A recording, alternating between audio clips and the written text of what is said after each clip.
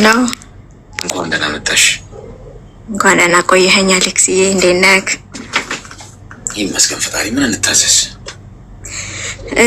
እኔ አሌክስዬ ማለት በሰው ብር ተከድቼ ነበረ 150 ሺህ ብር ለሰው አበድሬ ማለት በጣም ለምወደው ሰው ምናምን ጓደኛዬ ሁሉም ነገር ለሚያውቅ 150 ሺህ ብር አበደርኩት። ከዛ እሱ ካደኝ ማለት ነው። እሱ ካደኝ ያው ኦሬዲ ትራንስፈር ያረኩበትን ወረቀት ብቻ ነበር እጄ ላይ ያለው። እሱ ደግሞ ጠበቃዎች ምናምን በቃ የማይሆን ነገር ነው። ኦሬዲ በቃ እሱን ታውቁት ቆይቷል። ኦሬዲ ትቼዋለሁኝ። በዛ በጣም አዝኜ ምናምን ነበር። እግዚአብሔር ፈውሶኝ አሁን ድኝ ያለው በቃ ትቼዋለሁ። ግን አሁን በጣም የተቸገርኩት ምንድነው በጣም ወዳቸው ጓደኞች የምላቸው በቃ እንደዚህ መካዴን የሚያውቁ አይዞሽ ምናምን የሚሉኝ መልሰው ብድር ይጠይቁኛል። 20 ሺህ ብር 30 ሺህ ብር በጣም 4-5 ጓደኞቼ ብድር ይጠይቁኛል። እኔ ደግሞ በጣም ስለምወዳቸው ማለት ማበደር አልፈልግም። ምክንያቱም በብሬና በድሬ ነው ያንን ሰው ያጣሁት አይደለ? አሁንም ደግሞ ብሬንም ማጣለው እነሱንም ማጣለው ብዬ ስለምፈራ ማበደር በቃ አላበድርም። ብር ስለማላበድራቸው ደግሞ በዛው ሼም ይዘኛል። በቃ ዘጋቸዋለሁ፣ አላናግራቸውም። እና በቀደም ደግሞ እናቴ በጣም ታማ ነበረ። እኔ አረብ ሀገር ነው ያለሁት። እናቴ በጣም ታማ ጴጥሮስ የሚሰራ ልጅ በፊት ተከራይቼ የምኖርበት ቤት የማውቀው ነው እና እባክህን ጴጥሮስ ላይ እናቴን እርዳት፣ እንደዚህ እንትን ልቧ ደክሞ እንዲህ እንትን ባትሪ ይግባላት ምናምን ተብሎ ከዛ እባክህን እናቴን እርዳት ቶሎ ሕክምና የምታገኝበት እዛ ውስጥ ስለምትሰራ ምናምን ብዬው በዛ ማውራት ጀመርን ማለት ነው ከልጁ ጋር። ከዛ በቃ ችግር የለም እኔ እስከ 6 ወር እስከ 3 ወርም ቶሎ የሚገቡበት ላይ ካገኘው ረዳሻለሁ ምናምን ተባለ። ከዛ እግዚአብሔር ይመስገን እናቴ ደግሞ ጳውሎስ ነው ምናምን ተኝታ እዛ ሕክምናዋ እየተከታተለች ነው። እናቴ ተሻላት። ከዛ በቃ ከሱ ጋርም ትቼዋለሁ ኦሬዲ። አሁን ትላንትና ጠዋት ምን ይለኛል ቦይስ አደረገልኝና ማዘር እንዴት ናቸው? ከውጭ ሀገር እንደዚህ ዶክተሮች መጥተው ልብ እየሰሩ ስለሆነ እናትሽ መምጣት ከቻሉ ይምጡና ይሰሩ ምናምን ሲለኝ አይ እግዚአብሔር ይመስገን አሁን እናቴ ተሽሏታል፣ እዛው ጳውሎስ ክትትል እያደረገች ነው ምናምን አልኩት እና በዛ ዘጋ። ትንሽ ቆይቶ ደውሎ እባክሽን 20 ሺህ ብር አበድሪኝ አለኝ።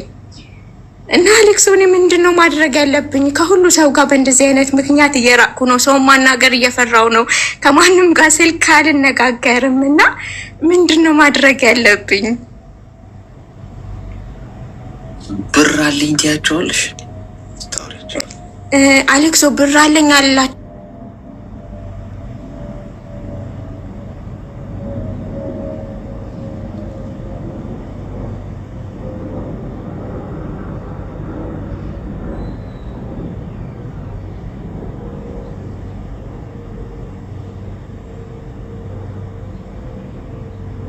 ከባሌ ጋር ከተለያየው በኋላ ነው ለዛ ልጅ አበድሬው ያንንም የካደኝ። ግን አሁን ከማንም ጋር አላወራም፣ ከማንም ጋር እንትን አልልም።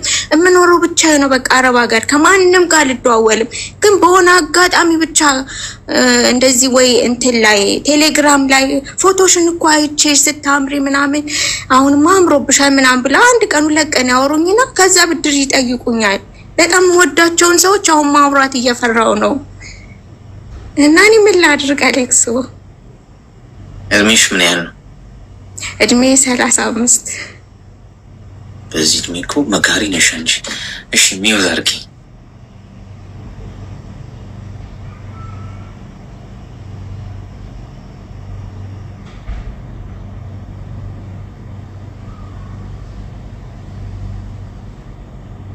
በዙሪያሽ እንዳለሽ ደግሞ አክት አታርጊ እነሱ ጋር። ሰው ከቻለ ብድር ይጠይቅሻል፣ ካልቻለ ያሳብድሻል፣ ያለሽን ያሳጣሻል። እንደ ሰው ልጅ አደገኛ ፍጡር የለም እዚህ ምድር ላይ። እባብን አይደለም መፍራት ያለብሽ፣ አንበሳን አይደለም፣ ጅብን አይደለም፣ አውሬን አይደለም፣ የዱር አራዊትን አይደለም መፍራት ያለብሽ። መጠንቀቅና ማሰብ ያለብሽ፣ በጣም መፍራት ያለብሽ የሰው ልጅ አደገኛ ነው። ገብቶሻል? ከፈለገ የፈለገው ሊያደርግ ከሰይጣን ጋር ሊተባበር ይችላል አንቺን ለመጣል። ስለዚህ በተቻለሽ መጠን ችግር አውሪባቸው ስታገኛቸው። ለምሳሌ የምታወቂያቸውን ሰዎች ቀድመሽ ብድር አትጠይቂያቸው። ግን ስራ እኮ ጠፋ፣ እስቲ እንደው እዛም መጥቼ አንዳንድ ሰው ቤትም ተቀጥሬ ለመስራት እያሰብኩ ነው፣ አገር ቤትም እስቲ ስራ ካለ አፈላልጉልኝ እስቲ፣ እዚህም ስራም ጠፋ፣ በቃ እኮ ስራ እንዴት ነው፣ ኑሮ እንዴት ነው፣ እንዴት ነሽ ምናምን ነው የሚልሽ። መቼም አይደለ ሰው መጀመሪያ ምን እባክህ እዚህ አሁን ውጡ ልመጣ ነው ልጠረዝ ነው አሁን እዚህ ያለሁበት ሀገር ራሱ እዛ ራሱ ሰው ቤት እስቲ ካለ አፈላልጉልኝ ወይ የሆነ ካፌ ምናምን ፈልጉልኝ እያልኩ ነው።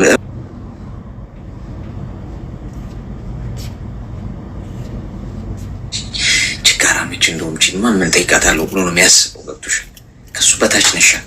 ራሽን ከሱ በታች እንደሆንሽ መጀመሪያ አሳየሽው አይደለም። ብድር ሊጠይቅሽ ቀርቶ እንደውም እንዳትደውልብኝ ብሎ ስልክሽን አያነሳም። የተቸገረ ሰው ችግር የሚያወራበት ሰው አይፈልግም። አንቺ ግን ሲያወሩሽ ስራ እንዴት ነው? አሪፍ ነው፣ ምርጥ ነው፣ በቃ አምሮብሽም ልብስም በቃ ዝንጥ ብለሽ ምናምን ሲያዩሽ ቱጃር ትመስላችኋለሽ። ስለዚህ ነገር በበላት እስቲ ቀንድቧን ብላት ብሎ ይመጣል ማለት ነው። ስለዚህ አንቺ ብለህ ነው መሆን ያለብሽ። አሁን እድሜሽን የጠየኩሽ ለዛ 35 ዓመትሽ ከሆነ ይሄ የሚነገር አይደለም ለአንቺ። ያው በእድሜ እኮ የምናየው ነገር አለ በብዙ ነገር የሚያስተምረን። ስለዚህ ቀላል ሲስተማቲክ መሆን ነው። አንቺ ከነሱ ምንም እኮ አትፈልጊም። ዋናው ነገር የምትወጃቸውን ሰዎች ላለማጣት አይደል? በብድር ምክንያት አሁን አበድ ሲሉሽ እምቢ ካልሽ ልታጫቸው ነው። የሚያዩት ሪያክሽን እንዳይጠይቁሽ ያደርጋል። ጥሩ፣ ያኔ አንቺም ሰላም ነሽ ማለት ነው። ተግባባን? ብዙ አታቆሳስቢ። እሺ አሌክስዬ፣ በጣም ነው የማመሰግን። ቴንኪው፣ ተባረክ። ሁል ጊዜ ነው የማዳምጥና ቴንኪው በጣም። ጌታ ኢየሱስ ክርስቶስ ይባርክ፣ ቅንነትህን ያብዛልክ። ደህና ዋሉልኝ። እሺ፣ ሰላም።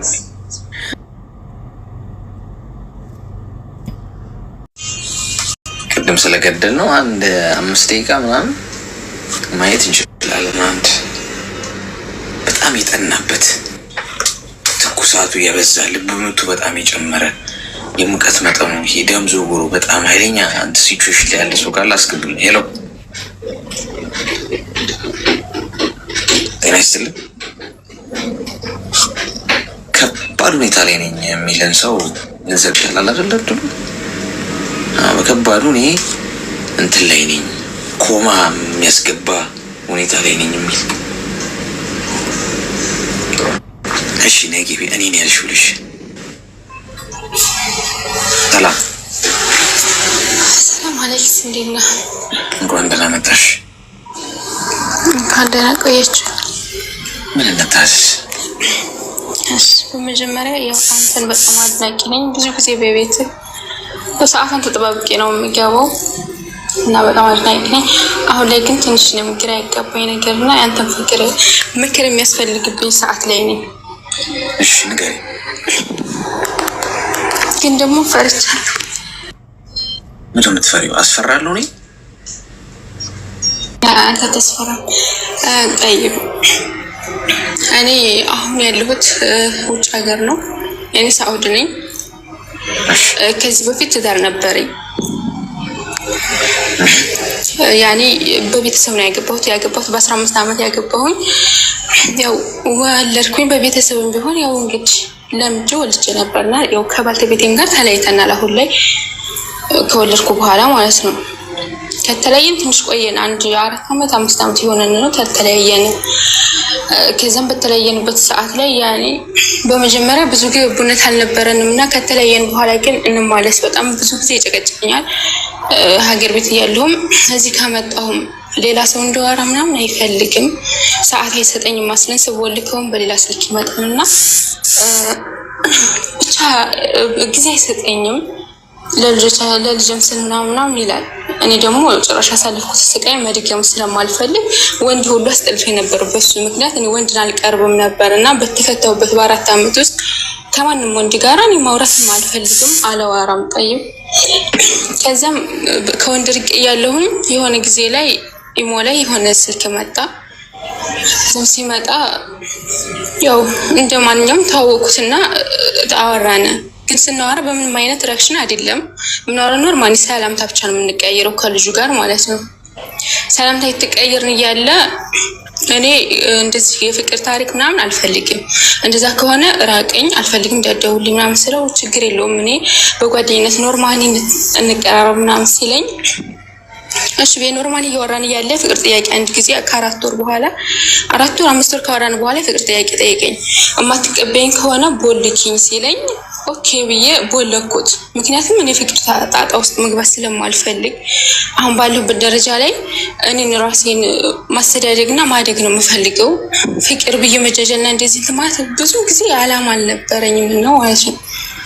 በሰዓቱ ላይ እንደዛ ብዬ ልጁን ቦለኩት። ከዛም ቦልኪው ያለ ያኔ ፈታሁት ባሌ ፕሮፋይል ሰቀለው ያንን ልጅ ማቀውም ልጁ ጋር እኔ በፎቶ እንተዋወቅም ያኔ እንትን ነው ልጁ ጋር ማንተዋወቅ በመክንያት እኔም ፎቶን አልክለትም፣ እሱ ግን ፕሮፋይል ይሰቅላል። ፎቶን አይልክልኝም ግን ይሰቅላል። አየዋለሁ ኢሞላይ ሲሰቅል ፕሮፋይል አድርጎ ማለት ነው። ያንን ልጅ የፈታሁት ባሌ ፕሮፋይል አድርጎ አገኘሁት። ሰው ነግሮኝ ብሎክ ነን እሱንም ብሎክ ነው የማደርገው። ሁሌ ሰው ሲነግረኝ ገብቼ ሳየው የዛ የልጁ ፎቶ ነው። እንደገና በጣም ተናደድኩና ልጁን ከብሎክ አወጣሁት። ከብሎክ አውጥቼው ምን ነበር አላማ ያ ሁሉ 4 ወር ስናወራ ለጅረባ ከሆነ ለምን ያኔ ጓደኝነቱን ልቅረብሽ ለምን አልከኝ? በመጨረሻሽ ፍቅሬን ታልተቀበልሽኝ ባንቺ መሰቃየት አልፈልግም ፖሊኪ ለምን አልክ? ጅረባ ከሆነ አንድ ቀን 2 ቀን ደውለህ ለምን አልሄድክም ምናምን ብዬ ልጁን ተጣላሁትና ሀምሼ እውነቱን ንገረኝ ምናምን ብዬ ስጠይቀውም እውነቱን አልነገረኝም። እሱ ነው የላከኝ ብሎ አልነገረኝም እስካሁን ድረስ። ሀምሼ ያን ሁሉ ቀርቶ እሺ ምናምን ብዬ ቦለኩት። ካሁን በኋላ ሁለታችሁም በህይወት እንዳትመጡብኝ፣ የራሴ ህይወት መኖር እፈልጋለሁ፣ አትረብሽኝ። እሱም ቢሆን የማይፈልግ መሆኑን ካወቀ ለምን በሌላ ሰው ብጀነጀንም ስለማያገባው እኔም መከታተል አልነበረበት ምናምን ብዬ ኖርማሊ በቃ አለፍኩት። ብናደድም ታለ ምንም አልመሰለኝም በሰዓቱ አለፍኩት። ከዛ ምን አሰብኩኝ እንዴ ቆይ እነዚህ ሰው የምናስበው ነው ምናምን አልኩኝና እንደገና ወደ ልጁ ህይወት መመለስ ጀመርኩኝ። እንደዛ ከሆነ እስኪ ልጅ ማውራት አለብኝ ሙምኪን ያኔ ለምን ፈልጎ እንደመጣ ማወቅ አለብኝ። እንደገና ሁለተኛ ከብሎ ካወጣሁትና ልጁን ማውራት ጀመርና ማውራት ጀምረን ጥሩ ጊዜያቶችን እያሳለፍን እያለ ግን እሱ ያኔ በፍቅር እንደዚህ ጀመረ እንዳዲስ እንደዚህ ስናወራ በፍቅር ታሪክ ማለት ነው። ያው እኔም ደግሞ አለ አይደለ ያለኝን ጊዜ ለሱ እየሰጠው ምናምን በማደርግ ሰዓት ፍቅር እኔን ያዘኝ። ያኔ እንደ ቀልድ ነበር እንደዛ ለምን እኔ አናዶኝም እልህ ነበር ወደ እልህ ነው ወደሱ ሊያስመልሰኝ የቻለው። ያኔ እንዴት በእኔ ህይወት እንዴት ለሴት ልጅ ጉድጓድ ሊምስ ይችላል? ያንኛው ኦኬ እንትን ብሎ ሊሆን ይችላል፣ ተናዶ ሊሆን ይችላል። ስልኩን ስለማላነሳለት ስለማላወራው እሱ ስለማላወራ በአንተ በኩል ሊያገኝ ፈልጎ ነው ምናምን ብዬ አልኩኝና ያው በዛ መንገድ ግን እኔ ፎቶዬንም አላገኝም በዛኛው መንገድ። ከዛ መልህ ያዘኝና ወደ ልጁ ህይወት እንደገና እንዳዲስ ገባሁኝ። እንዳዲስ ገብቼ ያለ ያው እኔ ወደኩኝ በፍቅር እኔ ተሸንፍኩ መጀመሪያ ማለት ነው። እሱ ቢያፈቅረኝም ታለ ግን ያኔ ተቆጣጥሮታል ራሱ እንደማንገናኝ ተስፋ ስላለው ያኔ አንገናኝ ብሎ ስለሚወስን ወድሻለሁ አፈቅርሻለሁ ግን መሀል ያለው ነገር ሄለናችን በጣም ከባድ ነው ምናምን ይለኛል። ከዛም እንደዛ ብለን ያው ትንሽ ጊዜያቶችን አስቆጠርን። በመጨረሻ ግን ያው የፈተሁት ባል ሲሰማ ሁላችንም አጣለን። ከሶስታችንም ማስለን ተራራቅን። አሁን ላይ በቃ እኔ ማስበው ስለሱ ነው።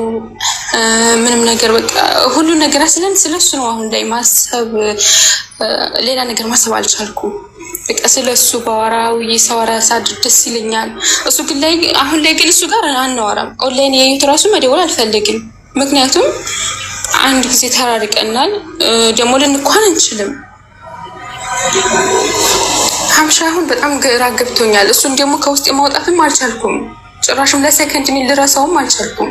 በቃ ማልቀስ ነው። ስለሱ ነው የማስበው። የሱን ፎቶ ነው የማየው። ብቻ አሁን ላይ ግራ ገብቶኛል። እድሜሽ ምን ያለው? እድሜ 24 ነው። አሁን ሚውት አድርጊ። የማታውቁት ስልክ ቁጥር ሲጻፍላችሁ እንተዋወቅ ጥድፍ ሲል ማለት ነው ያዋከቡት ነገር እንደሚባለው። እንዴት ነው ልባችሁን አሳልፋችሁ የምትሰጡት? ልብ ይሄን ያለ ርካሽ ነው እንዴ? እንዴ ከሁሉም ጋር ልንስቅ እንችላለን እኮ አይደል? ልንስቅ እንጫወት እንችላለን። ኦኬ ችግር የለውም። ግን ልብን አሳልፎ ሚስጥርን አሳልፎ አላማን አሳልፎ መስጠት ትክክል አይደለም። ማን እንደሆነ አታውቂም። ይሄ በመሰረቱ የቀድመሽ ፍታሹ ባልሽ ወዳጁ ጓደኛው ነው የሚሆነው። የተዋወቁን ፕሮፋይሉ ነው የሚያደርገው። እንደዚህ አይነት ወንዶች ወንድ አይመስሉኝም። በነገራችን ላይ በሰላሙ ጊዜ አብሮ ሽብል ላይ የጠጣ ፍቅረኛ የነበረ ወይ ባል የነበረ ሰው የሚስቱን ገመናና ስልክ ቁጥር ሚስጥር ሊሆን ይችላል ማንነት አሳልፎ ለሌላ እዛ ስር ልክ እንደ ዶሮ ጥራጥሬ እንደሚለቃቀም ዶሮ ማለት ነው። እዛ ስር ሲል ወንድነት አይደለም። ያ ወንድ ልጅ ቆፍጣና ነው መሆን ያለበት።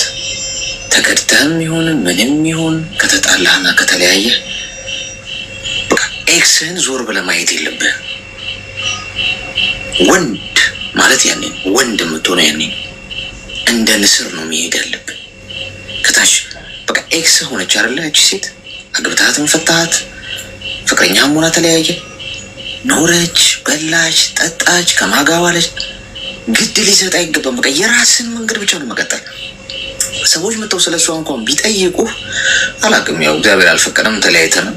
እሷን በራሷ መንገድ እኔም በራሴ መንገድ ነኝ። አሁን ነው የማውቀው፣ እሱን ነው አለቀ። ስራ ላይ ራሴ ላይ ትኩረት ማድረግ እንጂ ይሄ ዝም ብሎ እየቀመረ የሚውል አላማ የሌለው ጭንቅላቱን የማይጠቀም ባል የነበረሽ አንቺ ለጓደኛው ስልኩሽን ሰጥቶ እስቲ ጀንጅላት እስቲ ከሆነም ብላት አይነት ነገር ማለት ነው። አትሊስት አብሮሽ ኖሯል። አብሮሽ አንድ ማዕድ ላይ ቀርባችኋል። ያ ክብር እኮ ነው። ባይዞ ከአንድ ሰው ጋር አብረህ በልተህ ተጎራርሰህ ጥሩ የእግዚአብሔር ሰላምታ እንኳን ተለዋውጠ የምታውቅ ከሆነ ያ ሊይዝ ይገባል። ይሄ ነን እኛ ኢትዮጵያውያን። ግብረ ገብነት መማር ማለት እኮ ይሄ ነው። አሁን የመጡት ግን ኬት እንደተወለዱ አይገባኝም። ህፃናት ነው እያገባችሁ እየተጠበሳችሁ ያላችሁት። ያልበሰለ ወንድ ሳይሆን ወንድ የሆነ የሚመስለው ማለት ነው። ግብረ ገብነት ያልተማረ ስነ ስርዓት፣ ስነ ምግባር፣ ዲሲፕሊን የሌለው ማለት ነው። ሲጣላ ሄዶ ያንቺን ገመና አደባባይ ስለማስጣት ነው። ለሌላው እንደ አንቺን መሸጥ ገብቶሻል። አንቺ ይሄ አይነት ነገር ካለ በመሀል ድራማ እንዳለ ከገባሽ መልሰሽ ልጁን ማውራት አልነበረብሽ። ይሄ እኮ ትልቅ እኮ የማንቂያ ደውል ነው። ልጁ አውርቶሽ ሄደ ቦልኪ ምናምን አለሽ፣ ቦለቅሽው አይደል? ከዛ ያንቺ የቀድሞ ባልሽ የእሱን ፎቶ ፕሮፋይል አደረገው ማለት አደገኛ ድራማ አለ ማለት ነው። መሀል ላይ እየተነጋገሩ ነው እየተጫወቱብሽ ያሉት። አውራት ዛሬ ምን አለች ምናምን ቮይስሽን አብረው ነው የሚሰሙት።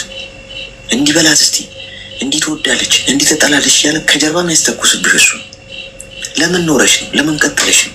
የቀድሞ ባልሽ ለምን ሰላም አገኘሽ? እስቲ ልሰልላት ነው፣ ልወቅ እስቲ። አሁን ግንኙነት ውስጥ ነች፣ አግብታለች፣ ሲንግል ነች፣ ስለ እሷ ልወቅ ነው። ስለዚህ አንቺ ሙሉ በሙሉ አድራሻሽን ሰርዘሽ አዲስ ገጽ አዲስ ስልክ አውጥተሽ የራስሽን አዲስ ህይወት መኖር ነው ቁጥብ መሆን ያለብሽ። መረጃሽን ለጠየቀሽ ሰው ሁሉ መስጠት የለብሽም። አንቺ ማወቅ ለፈለገ ሰው አውቀሽው በትክክል የዛን ሰው ማንነት ካልተረዳሽ በስተቀር እርምጃዎችሽን መናገር የለብሽም። በጣም ጥንቁቅ ሰው ነው መሆን ያለብሽ። ሰው ሊያጠቃሽ ሲፈልግ በተለያየ መንገድ ነው የሚመጣው። እንደገና ደግሞ ልረሳው አልቻልኩም የሚል የእብደት እንደገና መቆሰል ከፈለግሽ ማለት ነው። ስለዚህ የኔ ሀሳብ ምንድን ነው? ሰውየውን ቦልኪው ከዛሬ በኋላ አደገኛ ቀይ መስመር ላይ ነው ያለሽ፣ እየተጫወቱብሽ ነው ያሉት። ስለዚህ ይሄንን ሰው ቦልኪው፣ ከስልክሽ አጥፊው፣ የራስሽን ህይወት ኑሪ። ተግባባ? አሌክስ በጣም አመሰግናለሁ። እኔ ያው እየሞከርኩ ነው፣ ግን ልጅ አልቻልኩም። እየሞከርኩ ነው የሚባል ነገር የለም። ኢሞ ላይ የተዋወቅሽው አንድ ጎረምሳ የቀናት ወሬ ሰው የእናቱን ሞት ረስቶ ይኖራል። እንኳን አንድ ምንም አቋም የሌለው ቁም ነገር የሌለው ሰው ቀርቶ። ተግባባ? እኔ ማለት ነው አይቶቻለሁ አልኩ እንጂ እኔ ስለ ፍቅር ካሁን በፊት ምንም ነገር አላውቅም። እኔ ስለ ፍቅር ካሁን በፊት ያሳለፍኩት ጊዜ የለኝም። ያው በልጅነት የዳሩኝ እኔ ስለ ትዳርም መስለው ሳላቅ ነው የዳሩኝ። ያን ጊዜ ታለፈና ስለ ፍቅር ምንም አላውቅም ነበር። ይሄን ግን በቀልድ የተነሳና ኤአይ የሚባል ነገር ደግሞ በጣም እኔ እሱ ነው የገደለኝ። ያምር እንደዛ ሳደርግ በቃ እንደዚህ ጣጣ ውስጥ የማልወጣው ጣጣ ውስጥ የገባሁት ልጁን ጭራሽ አሁን ማለት ነው እኔ እንኳን አይደለም መቦለክ እሱ እንዲቦልከኝ አልፈልግም። ስንት ሰዓት ወጣ ስንት ሰዓት ገባ? ያኔ ኦንላይን ሲጠፋ ይጨንቀኛል። ዝም ብሎ አልደውልለትም፣ አይደውልልኝም፣ አንደዋወልም። እሱ ከሆነም ደግሞ ሸር ማደርገው ነገር አይተይ ይሄ ነገር ጥሩ አይደለም አይዞሽ ምናምን ያለ ልክ እንደሌላ ሰው እንደዛ ነው የሚያደርገው። ያኔ የሆነ የሚያለቅስ ነገር ሸር ሳደርግ የሆነ ትረካ ነገር ምናምን አንዴ ምን ሳደርግ ነው ችግር ውስጥ የገባሁት ነው ያልሽው? ያኔ ኤአይ ላይ ሳቀናብር የሱን ፎቶ ማለት ነው የሱን ፎቶ አስላኩትና ያን ፎቶ መጀመሪያ ይሰቅል ነበረ የሱን የልጁን ማለት ይሄ ያፈቀርኩትን ልጅ ከዛም ኤአይ ላይ ገባና አቀናብረዋለሁ እሱን ፎቶ። ከዛም እንደዛ ሳደርግ በጣም ችግር ውስጥ የሄደው ጭራሽ ምን ነው በማቀናብርበት ሰዓት ሙዚቃዎችን የሙዚቃ ላይ አዳምጥ ነበር ካሁን በፊትና ሙዚቃ ማዳመጥ የጀመርኩት በሱ ነው። ሀታ ሰርች እያደረኩ ነው ሙዚቃ ማወርድ ማለት ነው በሚፈልገው አይነት ሰርች አደርግና አወርዳለሁ የሱ ፎቶ ጋር አቀናብረውና በዛ ታይም ላይ ስራ በጣም ቢዚ ነኝ፣ ግን ባለኝ እንቅልፌን አጥቻለሁ። በሱ ነው በቃ እንትን የምለው ሁሉ ነገር የማሳልፈው። ከዛም ያን ሁሉ እያለ ያው ልጁ አሁን ከእኔም ከፈታኝም ባሌ ከሁሉም ጋር ተጣልቷል። እንደዛ ነገር ያኔ ከእኔም ጋር ያናወራም ያንኛውም ጋር ደግሞ በጣም ይዋደዱ እንደነበረ ምናምን ነግሮኛል። በጣም ያኔ እንደ ወንድማማች ምናምን እንደሆኑ ማለት ነው። ብቻ እኔ ያኔ ራሴን እስከማጥፋት ድረስ እኔ ሞክሬያለሁኝ። ጀዋሌን መስፈር ራሴን ለራሴ ክፉ ነገር በቃ እየወሰንኩ ምናምን ነበርና አንዳንድ ጊዜ ያንተ ምክር በጣም ነው የማዳምጠው። ሀታ ከቤት ገብቼ ሲከፋኝ ከቤት ገብቼ ሙሉ ቪዲዮውን የማይበት ሰዓት አለኝ። ሰዓትን ተጠባብቄ እኔ ከፊትም ጀምሮ አንተ ስለማዳምጥ ከብዙ ነገሮች ተቆጥቤ ነበር። ከምንም ነገር ያኔ ከሁሉ ነገር አስለም ግን አሁን ላይ የምንም ጭራሽ በማላውቀው ነገር መጥቶ ከየት መጣ ሳለ ህይወት መስጠት ላደረገው ለራሴ በቃ እኔ ማስባሁ ለልጆች ማለት ሰው ለቤት ብቻ አባቴ እኔ አባቴ ነገር የሆነ ነገር በሆነበት እዚህ ሀገር ላይ ብቀር ምን ያህል እንደሚጎዳ ነው ምን ያህል እንደሚሰቃይ ሳስብ ትንሽ ራሴን አረጋጋለሁ። አለም በቃ ለራሴ እኔ መጥፎ ነገር ነው እንደሆነ ማስበው። አሁንም ኤአይውን ታይዋለሽ? አዎ አይደሁን ሀታ ነው የሆነ እንትን የሚል ከሆነ አሁንማ ይሄንና የሱ ፎቶ ማቀናበራለሁ እንደዛ በቃ አሁን ራሱ ሸበካ ላይ ወጥቷል ገብቷል። ስንት ሰዓት ገባ ስንት ሰዓት ወጣ ኦንላይን አለ የለም እሱ ነው በቃ አሁን እኔ ፎቶውን ማቀናበረው በቃ እሱ ስለኔ ሊያስብ ይችላል። አሁን ላይ የሚያስብ አይመስልም፣ ግን እሱ እኔን እንትን እንደምን ነው እንትን ያለኝ የነገረኝ እኔ እንደሚያስብና እኔ እንደምፈልግ ግን ቢሆንም አሁን ላይ እሱ ሙምኪን ወንድ ስለሆነ ራሱን ተቆጣጥሮ ሊሆን ይችላል። እኔ ግን አልቻልኩም። ይኸውልሽ እናት ኤአይ ሰው አይደለም ማሽን ነው። ኤአይ ላይ ፎቶውን አስገብተሽ ቆንጆ አድርጎ ሲያቀናብርልሽ እኔ አንዳንዶች ኤዲት ሚዩት አድርጊ ፎቶ ኤዲት ሲደረግ ድሮ እንግዲህ ሁላችንም ኤዲት የምናደርገው በቃ ፎቶ ትነሳላችሁ፣ ከዛ ፎቶአችሁን ታሳምሩታላችሁ። የተለያየ ለምሳሌ ከለር ትቀያየራላችሁ አይደለ? በቃ እነዚህ በእነዚህ ነገር ከለራውን ብላክ በማድረግ ወይ ቀይ እንደዚህ ቡኒ ምናምን በማድረግ የፎቶአችሁን ውበት ትጨምራላችሁ።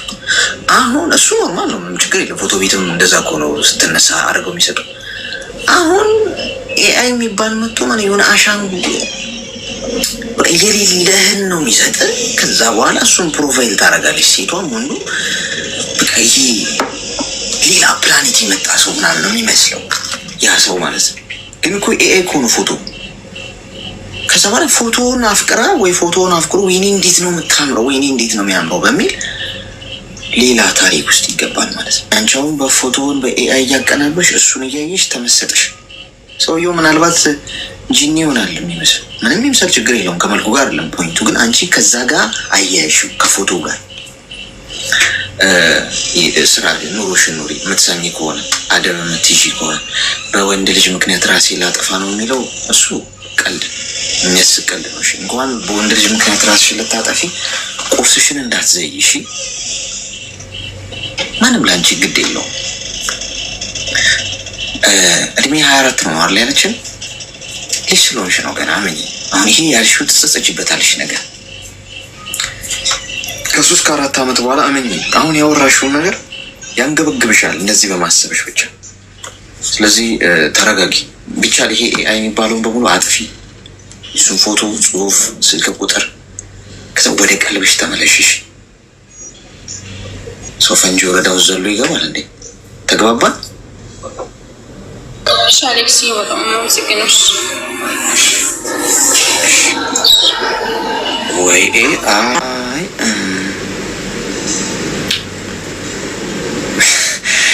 ነው እያፈቀራችሁ ያላችሁት? ማሽኑን ነው ብዬ እኮ ተናግሬያለሁ። እኔ ፌስቡክ ላይ ፍቅር ተለከፍኩ ነው ምስሉኝ የሚያወራችሁ ይሄኔ እኮ ማሽኑ ይሆናል። አዎ ሰውም አይሆን።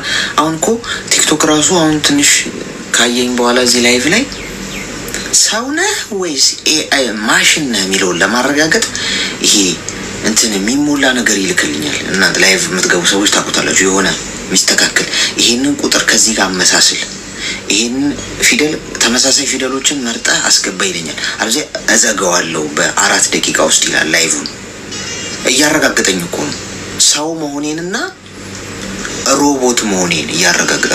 ምን ይደረግ በዛ ሮቦት በዛ ከዛ ስሞላለት ያው ሰው መሆኔን ያውቃል ማለት ነው።